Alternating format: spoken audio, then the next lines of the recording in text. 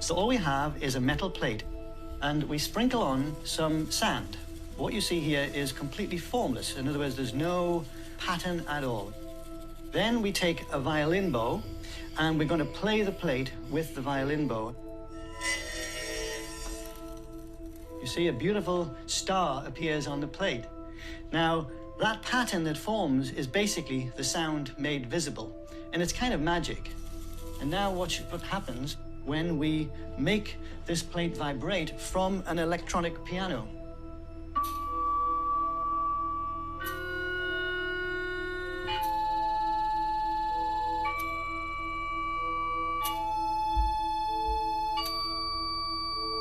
Isn't that neat?